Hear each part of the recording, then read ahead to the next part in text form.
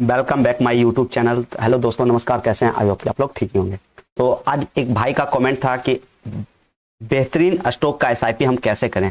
तो मैं यहाँ बेसिक से चीज़ बता रहा हूँ और इसका मैं स्टॉक के साथ साथ यहाँ मैं 5 स्टॉक का जिक्र करूंगा और वो 5 स्टॉक अपने आप में हर एक सेक्टर में टॉप परफॉर्मेंस पे है। तो मैं यहाँ स्कैनर पे आके उसका फंडामेंटल वगैरह भी दिखा दूंगा और एक बार हम लोग टेक्निकल भी उसका दिखा दूंगा कि टेक्निकल अभी क्या चल रहा है। ये वीडियो बनाने का पर्पस सिर्फ और सिर्फ लर्निंग है। इसमें मेरा सुझाव नहीं है कि आप इसमें बाय करो या सेल करो, सिर्फ लर्निंग पर्पस है ताकि आप इससे सीख सकें। तो चलिए हम लोग पहले स्टार्ट करते हैं। तो टॉप 5 स्टॉक्स का नाम यहाँ पहले मैं यहाँ सबसे पहला नाम लेता हूँ जो वो है एचडीएफसी। ठीक, अब यहाँ एचडीएफसी का देखेंगे तो सबसे पहले मार्केट कैपिटलाइजेशन देखोगे इसका तो कितना है देख लो। 21 दहाई सैकड़ा हजार 10,000 लाख 10 लाख मतलब 1300 लाख के लमसम। 21 दहाई सैकड़ा हजार 10,000 लाख 10 लाख मतलब 13 लाख के करोड़ इसका मार्केट कैपिटलाइजेशन है। ठीक ना। भारत का सबसे बड़ा यह है क्या है, प्राइवेट बैंक है और मजबूत फाइनेंशियल और लगातार इसमें क्या होता है, ग्रोथ देखा जाता है। ठीक, रिटेल और कॉर्पोरेट बैंकिंग में ये क्या है, लीडरशिप है। तो आप समझ सकते हो कि एचडीएफसी का कितना रोल है। ठीक, अब हम लोग इसका सबसे पहले एक बार इसका क्वार्टर रिजल्ट देखेंगे तो कहीं ना कहीं क्वार्टर रिजल्ट में आप देखो सेक्टर क्या कर रहा है, हर एक साल कुछ ना कुछ इसका रेवेन्यू जो है अधिक जनरेट हो रहा है। देख रहे हो ना, फाइनेंशियल प्रॉफिट इसका देखो कंटिन्यू कहीं ना कहीं बढ़ता जा रहा है और ये कुछ समय से मतलब जो कि ये अभी लॉस दिखा रहा है थोड़ा सा। ठीक ना, लेकिन इसका ओवरऑल प्रॉफिट देखो ना तो कहीं ना कहीं थोड़ा सा बढ़ रहा है, फिर बढ़ता ही जा रहा है, ये नहीं कि घट रहा है। नेट प्रॉफिट अगर देखोगे तो वो भी बढ़ता ही जा रहा है। ठीक, और उसके बाद इसका प्रॉफिट एंड लॉस देखोगे तो वो भी यहाँ कहीं ना कहीं बढ़ के है। ठीक, प्रॉफिट बिफोर टैक्स देखो यहाँ पे कहीं ना कहीं बढ़ के है और नेट प्रॉफिट भी देखो तो यहाँ कहीं ना कहीं बहुत अच्छा है। ठीक, और उसके बाद इसमें हम लोग पहले देखेंगे एक बार इसमें किसका किसका इन्वेस्टमेंट है। ठीक, तो देखोगे कि प्रमोटर्स का इसमें होल्डिंग क्या है अभी 2024 में, ये 00। एफआईएच का होल्डिंग क्या देख रहे हो ना, सबसे बड़ा यहाँ प्लेयर बैठा हुआ है एफआईएच जो कि सबसे ज्यादा एचडीएफसी में होल्डिंग है। और उसके डीआईएस के बाद क्या है, उसके बाद गवर्नमेंट और पब्लिक का क्या होल्डिंग आप खुद आके देख लो। ठीक ना, अब ये तो हो गया सबसे पहला सेक्टर एचडीएफसी। ठीक, अब हम लोग इसमें क्या करेंगे, अब इसका एक बार टेक्निकल देखेंगे, टेक्निकल के हिसाब से ये कैसा इसका अभी चार्ट स्ट्रक्चर बना हुआ है। तो हम लोग यहाँ भी देखेंगे, इसको करेंगे एचडीएफसी। ठीक, तो एचडीएफसी का टेक्निकल चार्ट हम लोग सबसे पहले ये रहा चार्ट। ठीक, और उसमें हम लोग अब ये नहीं कि 15 मिनट के टाइम फ्रेम, सबसे पहले लॉन्ग टाइम फ्रेम पे देखेंगे इसमें हो क्या रहा है। तो देखो क्या हो रहा है ना कि इसमें कहीं ना कहीं हायर हाई फॉर्मेशन मंथली के हिसाब से ये चल रहा है। ठीक, तो देख रहे हो प्रीवियस देखोगे इसमें ग्रोथ, तो आप इसमें अपने अकॉर्डिंग स्टॉक एसआईपी के लिए ये बेस्ट स्टॉक मुझे लगता है बैंकिंग सेक्टर के लिए। और ये अपने आप में कहीं ना कहीं बहुत बहुत मजबूत सेक्टर है भारत के लिए। तो अब ये 1 मंथ के हिसाब से है।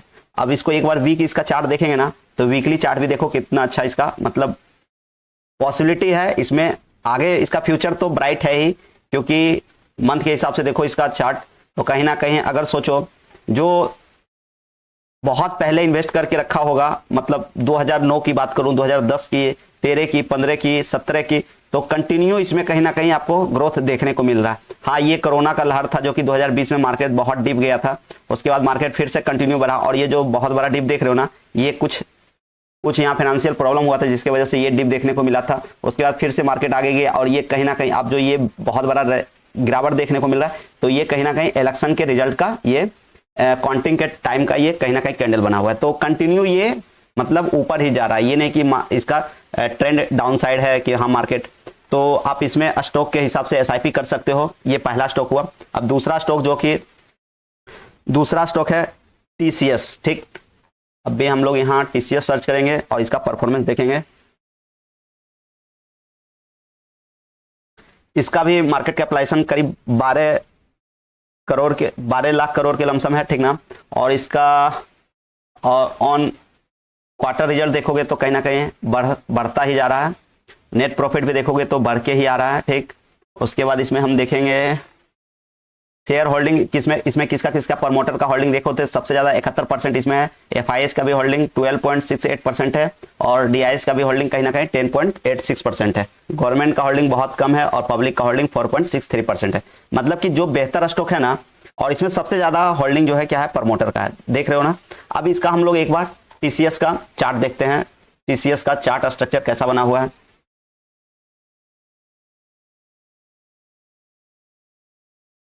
और मंथ के हिसाब से इसमें है। तो अगर आप लॉन्ग नजरिया से देख रहे हो तो देखो, नो में इसका प्राइस कहीं ना कहीं 126 हुआ करता था और कंटिन्यू इसका ट्रेंड क्या, अप ट्रेंड है, ठीक ना।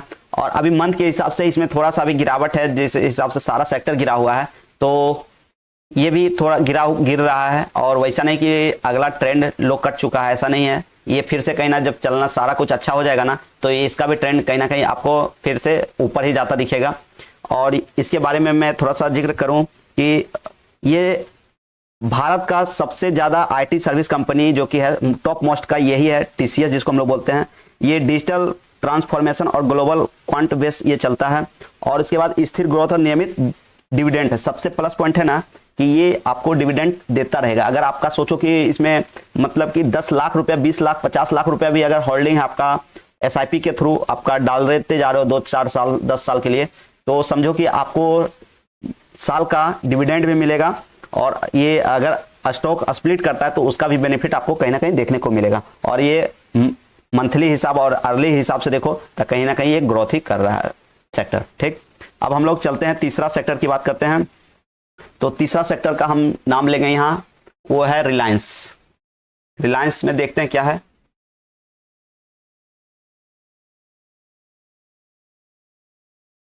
अब देखो इसका मार्केट कैपिटलाइजेशन भी लमसम 17 लाख करोड़ के अभव ही है। तो इसमें भी ये नहीं कि बहुत छोटा कंपनी है, बहुत बड़ी लार्ज स्केल पे है। ये जो तेल, टेलीकॉम, रिटेल, ग्रीन एनर्जी के ऊपर वर्क करता है। और जियो और रिलायंस रिटेल के कारण ये रिलायंस जो है बहुत मजबूत इस टाइम पे खड़ा हुआ है। और इसका एक बार हम लोग सबसे पहले क्वार्टर रिजल्ट देखो, कंटिन्यू बढ़ के ही आ रहा है, ऐसा नहीं कि कहीं भी आपको गिरावट देखने को मिलेगा, कंटिन्यू। हाँ, एक आध कोई क्वार्टर में आपका इसका रिजल्ट थोड़ा सा कमा है प्रॉफिट, लेकिन ऐसा नहीं है कि पूरा कम गया। एक क्वार्टर ही की तो बात है, फिर अगला क्वार्टर, उसके अगला क्वार्टर देखो तो कहीं ना कहीं बढ़ता ही जा रहा है, ठीक। नेट प्रॉफिट देखो, इसका प्रॉफिट लॉस भी देखो तो कहीं ना कहीं बढ़ के ही आ रहा है। इसमें होल्डिंग देखते हैं, इसमें सबसे ज्यादा किसका है, तो यहाँ कहीं ना कहीं एफआई प्रमोटर की होल्डिंग देखो तो 50% है, ठीक ना। एफआईएच की होल्डिंग 19% और डीआईएच की होल्डिंग 19.02%, ठीक ना। तो एफआईएच, डीआईएच भी दबा के इसमें पैसे इन्वेस्ट किए हुए हैं। सबसे ज्यादा इसमें होल्डिंग है प्रमोटर की। गवर्नमेंट का होल्डिंग इसमें बहुत कम है और पब्लिक का कहीं ना कहीं 11.52% है, ठीक। तो ये एसआईपी के लिए बहुत बेहतरीन स्टॉक है और इंडिया का टॉप मोस्ट ये स्टॉक के लिस्ट में आता है। और इसका हम लोग एक बार टेक्निकल चार्ट देखते हैं, ये टेक्निकल के हिसाब से कैसा चल रहा है।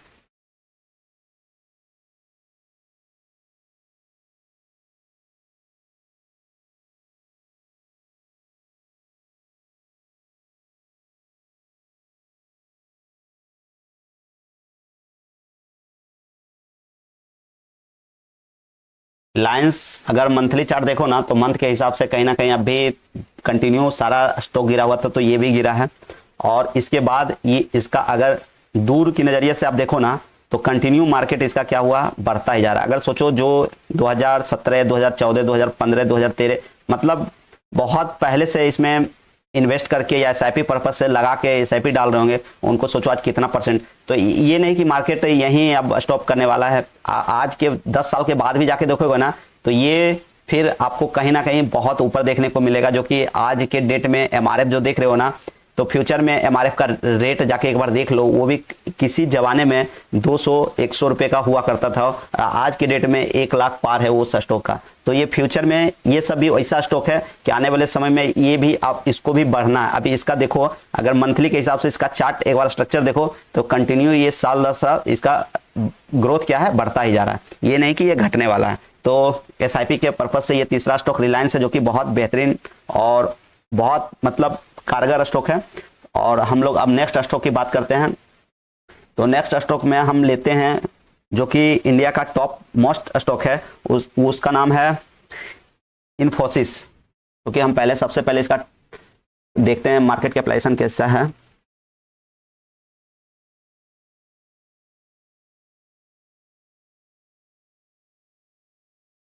ये इन्फोसिस क्या है, एफएमसीजी सेक्टर के लीडर माने जाते हैं इन्फोसिस, और रोजमर्रा जो भी हम लोग डेली के यूज में लेते हैं वो ज़्यादातर प्रोडक्ट यहीं से आपको एफएमसीजी के अंतर्गत आता है, जो कि इसका रेट कभी गिरने वाला नहीं है। आने वाले समय में ऐसा नहीं कि हम और आप जो यूज कर रहे हैं कल को यूज करना बंद कर देंगे। तो ये इसका स्टॉक इन फ्यूचर भी ब्राइट है, अभी भी ब्राइट है। तो अभी इसका मार्केट कैपिटलाइजेशन देखोगे ना, 10 लाख, मतलब 6 लाख करोड़ के लमसम है। और इसका एक बार हम लोग क्वार्टर रिजल्ट देख लो, क्वार्टर रिजल्ट भी कहीं ना कहीं टाइम के हिसाब से बढ़ता ही जा रहा है। इसके बाद इसका शेयर होल्डिंग देखेंगे तो सबसे ज्यादा इसमें किसका है भाई, प्रमोटर इसमें 14% का स्टे लिए हुए, एफआईआई लिए हुए 33% का, और डीआई लिए हुए 38% का। देख रहे हो ना, तो कितना अच्छा स्टॉक है। इससे पता चलता है एफआईआई और डीआई का इन्वेस्टमेंट क्या है, ठीक ना। गवर्नमेंट का स्टे बहुत कम है और पब्लिक का स्टे कहीं ना कहीं 13.62% के लमसम इसका पब्लिक का स्टॉक है, ठीक ना। अब हम लोग एक बार इसका टेक्निकल देखते हैं। टेक्निकल अभी ये कहाँ पे खड़ा है, क्योंकि देखो फंडामेंटल तो बहुत स्ट्रॉन्ग है, लेकिन टेक्निकल के हिसाब से भी कुछ ऐसे स्टॉक होते हैं बहुत बेहतरीन स्टॉक भी कुछ टाइम क्या करते हैं, परफॉर्मेंस उसका खराब होता है। तो ये नहीं कि वो अब बर्बाद हो गए, वो अब नहीं चलेंगे। तो जो बढ़िया स्टॉक होते हैं ना भाई, वो टेम्पोररी गिरता है, फिर जाके वहीं खड़ा हो जाता है, ठीक ना। तो एचडीएफसी आज से पहले, मतलब 1 साल पहले मैंने वीडियो बनाया था जो कि बहुत अच्छा कैंडल बना था। तो उस टाइम की देखो अब ये क्या होने वाला है। तो लोग बोले थे एचडीएफसी बर्बाद हो जाएगा, लेकिन आज के डेट में देखो एचडीएफसी कहाँ खड़ा है। अब हम लोग देखते हैं इन्फोसिस लिमिटेड, ठीक ना।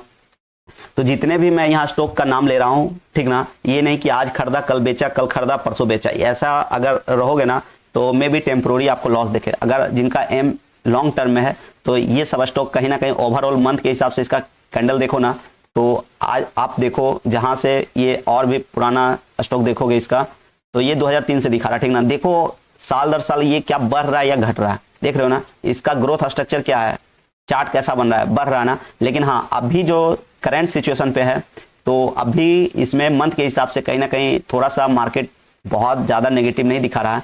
इसका नियर सपोर्ट है यहाँ पे।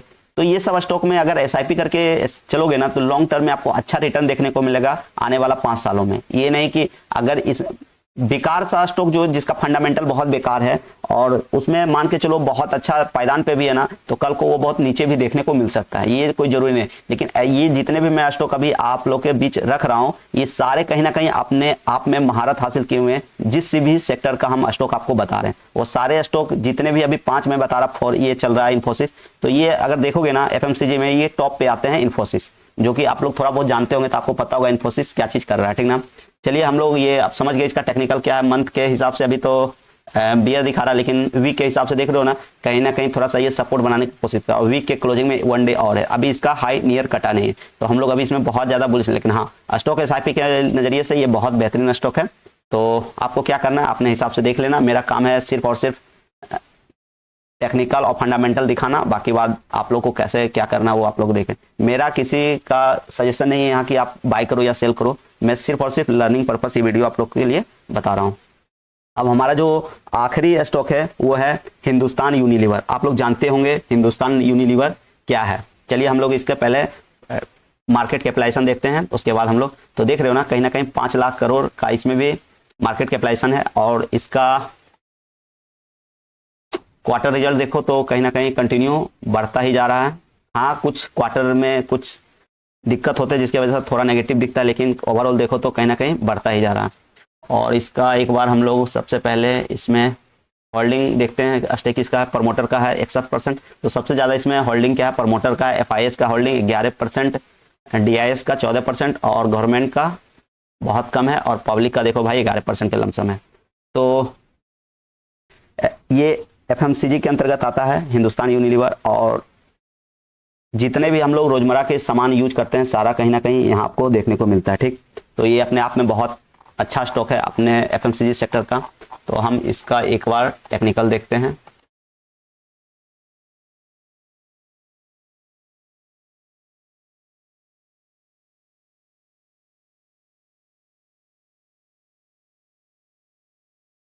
तो टेक्निकल अभी हम लोग एक बार मंथ के हिसाब से देखते हैं, तो कहीं ना कहीं इसमें अभी गिरावट देखने को मिल रहा है, ठीक। और ये ठीक अपने सपोर्ट जोन पे खड़ा है। तो जो भी क्या करना नहीं करना अभी मैंने इसका टेक्निकल दिखा रहा, तो ये सपोर्ट जोन पे है।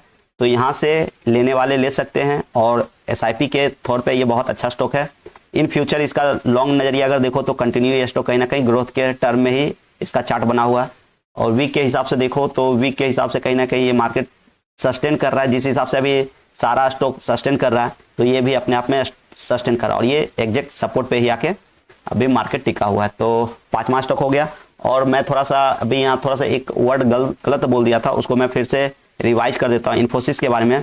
तो इन्फोसिस ये क्या है ना, भारत की सबसे दूसरी आईटी कंपनी में है इन्फोसिस, जो कि मैंने बोल दिया था एफएमसीजी के अंतर्गत आता है, लेकिन ये आईटी सेक्टर के अंतर्गत आता है। बाकी बात हमारा वीडियो कैसा लगा, आप लोग इसमें कैसा समझ में आया। अगर देखो मार्केट का फंडामेंटल कितना भी अच्छा क्यों नहीं, लेकिन पहले आप लोग टेक्निकल जरूर समझो। अब टेक्निकल के वर्ड से मैं आपको थोड़ा सा यहाँ गाइड करना चाहूंगा, क्योंकि मैं जो मार्केट में जानता हूँ मैं बहुत कुछ नहीं जानता, मैं सिर्फ और सिर्फ टेक्निकल सीखा और कैंडल का फॉर्मेशन सीखा, तो मैं आप लोग तक ये चीज बातें बताता हूँ। अभी हिंदुस्तान यूनिलीवर है, ठीक ना। अब देखो मंथ के हिसाब से, इसमें पहले मैं देखता हूं मंथ के हिसाब से, ये देखो प्राइस एक्शन आप लोग जरूर समझो। जो भी एसआईपी करना चाहते हैं या फिर 1 वीक 2 वीक के लिए आप बाय करना चाहते हैं, 1 मंथ के लिए आप बाय करना चाहते हैं कि 1 मंथ के लिए मैं इसमें स्टे रखूंगा उसके बाद बेच दूंगा, तो 1 मंथ हो गया, 1 वीक हो गया, या फिर स्टॉक एसआईपी हो गया, तो आपका हमेशा लक्ष्य होता है कि मुझे प्रॉफिट चाहिए। क्या आपका ऐसा एम है कि अभी मैं ये स्टॉक खरीदूं और कल को मेरे को लॉस दिखाना स्टार्ट कर दे? तो हमेशा एक चीज जान लो, लॉन्ग टर्म 1 मंथ, ठीक ना। अगर लॉन्ग टर्म पर कोई कैंडल बुलिश बन रहा है ना, तो उम्मीद करो वहां से अगर लेते के साथ आपको प्रॉफिट दिखाना स्टार्ट कर देगा। अगर लॉन्ग टर्म पे आपका लॉस दिखा रहा है, कोई रेड कैंडल बना हुआ है, इस तरह का कैंडल, सोचो अगर यहाँ आप बाय करते तो स्टॉक एसआईपी हो या फिर वीक के हिसाब से आपको प्रॉफिट लेना है या मंथ के हिसाब से, तो आपको क्या लगता है यहाँ जो कैंडल चल रहा है वो कैंडल यहाँ तक आया कि आपको समझ में आ रहा है कि कितना बड़ा आपको लॉस दिखाता, और ये लॉस आपको बहुत, स्टॉक एसआईपी है या फिर लॉन्ग टर्म नजरिया तो बेचैन नहीं करेगा, लेकिन आपके जो पीएनएल में दिखाएगा ना रेड, वो आपको देख के कहीं ना कहीं विचलित मन करेगा कि क्या पता ये और गिरता जा रहा है, कहां तक गिरेगा, हो सकता है मेरा कैपिटल खत्म हो जाए। बहुत सारे विचार थॉट आते हैं, क्योंकि मानव जीवन है ना, सारे के एक ही है, क्योंकि हम लोग ह्यूमन बॉडी है, बहुत ज्यादा सोच लेते हैं कि ऐसे हो जाएगा तो अब क्या होगा, मैं तो बर्बाद हो जाऊंगा। तो हमेशा याद रखो, कुछ भी कहीं कर रहे हो, अभी न्यूज में देखोगे कि बहुत सारे लोग क्या कर रहे हैं, एसआईपी वगैरह बंद कर दे रहे। भाई एसआईपी वगैरह बंद करने का क्या सीन है, मार्केट कितना भी गिरेगा, याद रखो, अगर सोचो कि अगर 2008 का क्राइसिस देखो, 2020 का मार्केट इतना गिरा था, ठीक ना, उसके बाद अभी जो लेटेस्ट आप 2008 में नहीं देखे थे मार्केट में क्या हुआ था, मैं भी नहीं देखा था, लेकिन हाँ करंट सिचुएशन जो हम देखे हैं वो आप लोग भी देखे होंगे, वो है कोरोना काल। देख रहे हो ना, पूरा वर्ल्ड तबाह होने वाला था कि अब क्या होगा। उस टाइम मार्केट कितना गिरा देखो, और मार्केट उसके बाद देखो 4 गुना जाके खड़ा हुआ। तो ये जब से मार्केट चला ना, तो ये मार्केट का नियम है कि मार्केट में बहुत बार अफरा तफरी मचा है और मार्केट फिर उससे ज्यादा जाके खड़ा हुआ। तो आज की डेट में जो सोच रहे ना इकोनॉमिक क्रैश कर जाएगा, क्या होगा भाई, अगर इकोनॉमिक क्रैश भी कर गया ना तो एटलीस्ट 5 साल 2 साल 6 साल, बस उससे ज्यादा नहीं। ये नहीं कि इकोनॉमिक क्रैश कर गया सारा का प्राइस 0 हो जाएगा, हिंदुस्तान यूनिलीवर बंद हो जाएगा, उसके बाद एचडीएफसी भाग जाएंगे, रिलायंस भाग जाएंगे, इन्फोटेक भाग जाएगा, मतलब ऐसा नहीं होता। और ऐसा इन फ्यूचर देखो ना तो कोई कंपनी, तो कोई सा भी आपके पास कितना भी कैपिटल क्यों ना हो, आंख मूंद के एक स्टॉक पे भरोसा नहीं करने का होता है। तो हमेशा अपने पोर्टफोलियो को बैलेंस करके चलना होता है। अगर आपके पास 5 लाख रुपए है ना, तो आप बेस्ट 5 स्टॉक को रखो अपने पास, ताकि अगर इन केस हिंदुस्तान यूनिलीवर कल को बर्बाद भी हो जाए, एचडीएफसी कल को बर्बाद भी हो जाए, फिर भी आपको 4 स्टॉक है कि आपको कम से कम लॉस नहीं होने देगा। वो आपका जो कैपिटल आप जितना डिप्लॉय कर रहे हो वो आपका 0 नहीं होने देगा। ये नहीं कि मेरे पास 5 लाख है, हिंदुस्तान यूनिलीवर किसी ने बताया था कि बहुत अच्छा है, ये लॉन्ग टर्म में बहुत अच्छा देगा, तो सारा पैसा मैं यहीं डाल दूंगा। क्योंकि देखो मार्केट है भाई, सिचुएशन के हिसाब से मार्केट चलता है। अभी कहीं मान के चलो अमेरिका वगैरह में कुछ, या फिर कहीं बहुत इंटरनेशनल लेवल पे कोई न्यूक्लियर अटैक हो जाए या कुछ हो जाए, तो मार्केट अभी इतना गिरा ना भाई, इसका दुगना और देखने को मिल सकता है। ऐसा नहीं है इम्पॉसिबल, शेयर मार्केट में एवरीथिंग इज पॉसिबल। ये मार्केट कल को यहां भी जा सकता है, ये मार्केट कल को यहां भी हो सकता है, ठीक ना। ये शेयर मार्केट सिर्फ और सिर्फ प्रोबेबिलिटी का गेम है, तो ये चीज हमेशा याद रखना। और अपने कैपिटल का यहाँ कम से कम 20% ही रखना। ये नहीं कि मेरे पास 2 लाख है, मैं सारा शेयर मार्केट में लगा दूं, तो भाई आप यहां से फिर पैसे नहीं बना पाओगे। यहां सिर्फ और सिर्फ आप क्या करोगे, लॉस में आप अपने स्टॉक को काटोगे, क्योंकि मान के चलो आपके पास 2 लाख है और 2 लाख आपने शेयर मार्केट में लगा दिया, कल को इमरजेंसी पड़ा, हो सकता है अभी स्टॉक एसआईपी के तौर पे लगाए और कल को वो पैसा इमरजेंसी पड़ जाए, हो सकता है अभी ये टेम्पोररी लॉस दिखा रहे, तो आपको लॉस में वो स्टॉक बेचना पड़ेगा और कहीं ना कहीं वो आप उस स्टॉक से आपको एसआईपी करो या स्टॉक बाय करो, सारा कहीं ना कहीं आपको लॉस देखना पड़ेगा। तो ऐसा ना हो, ऐसा आप लोग ना करें। जो भी यहाँ रकम डालें वो ये सोच के रखें कि मुझे इस पैसे का 5 साल मुझे कोई जरूरत नहीं है, मेरे इस पैसे का अगर मैं बर्बाद, ये पैसा मेरा डूब गया ना तो मैं इससे बर्बाद नहीं होने वाला। वैसा पैसा को शेयर मार्केट में डालो, वो आपको डबल ट्रिपल करके देगा। लेकिन जो यूज का पैसा है उसको शेयर मार्केट में डालोगे तो वो कहीं ना कहीं आपको लॉस देगा। चलिए, आई होप कि आप लोग समझ गए होंगे। हमारा प्रवचन भी बहुत काफी हो गया। मैं टेक्निकल के ऊपर बिलीव करता हूं। अगर आप लोग टेक्निकल नहीं जानते हो तो मैं सीरीज चला रहा हूं टेक्निकल का, वो आप लोग जाके देखो वीडियो, आप लोग को भी समझ में आएगा। चलिए, आशा करते हैं कि हमारे वीडियो से आप लोगों ने कुछ सीखा होगा, समझा होगा। तो हमारे वीडियो को लाइक करें, शेयर करें, सब्सक्राइब करें। आप लोग हमें प्यार दिखाएं ताकि इस तरह का कंटेंट मैं आप लोग के बीच लाता रहूं। चलिए, उम्मीद करते हैं आप लोग बहुत अच्छे होंगे, मस्त होंगे।